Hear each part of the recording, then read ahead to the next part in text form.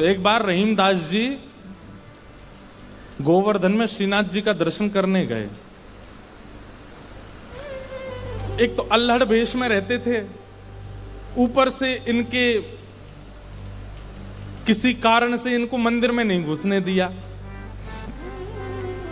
और जैसे ये मंदिर में घुसने लगे तो लोगों ने इनको धक्का दे दिया। कहां घुसे चले जा रहे हो, यहां पर विजातियों का प्रवेश नहीं है और तुम्हारे जैसों का तो बिल्कुल प्रवेश नहीं है।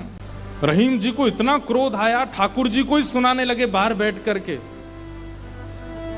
बोले आप कैसे परमात्मा हो, कैसे स्वामी हो, कैसे भगवान हो? इतनी दूर से मैं चल करके आया और आप मुझे दर्शन नहीं दे रहे हो, लोगों के द्वारा मुझे बाहर करवा रहे हो। इतने क्रोध में आ गए श्री रहीम जी। ठाकुर जी भीतर खड़े खड़े उनको पसीना आने लगा, बाहर खड़े खड़े रहीम जी गुस्सा कर रहे हैं।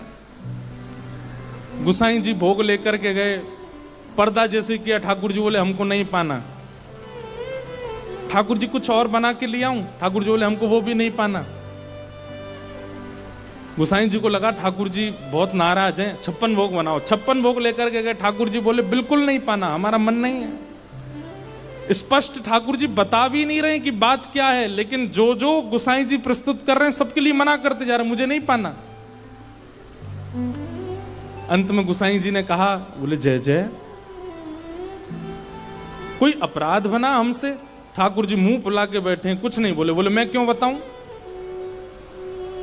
गुसाई जी समझ गए, बोले कि ओहो कोई अपराध ही बना है। तुरंत सबको बुलाया, बोले भैया आज किसी का अपमान किया, किसी का अपराध किया, कुछ हुआ था क्या दिन भर में?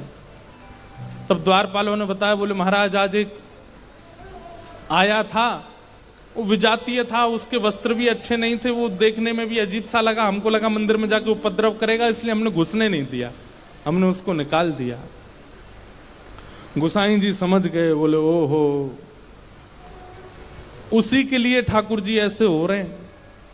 वो निश्चित ही ठाकुर जी का कोई परम भक्त है, और उसको ठाकुर जी, वो ठाकुर जी का दर्शन करने नहीं आया था, ठाकुर जी ने उसको देखने के लिए बुलाया था, ठाकुर जी देखना चाहते थे, और तुमने उसको यहां से बाहर कर दिया। अब एक काम करो, बोले क्या? सुंदर प्रसाद बनाओ, प्रसाद बना करके सिद्ध करके, वो यहीं कहीं बैठे होंगे, ज्यादा दूर गए नहीं हो, उनको लेके आओ।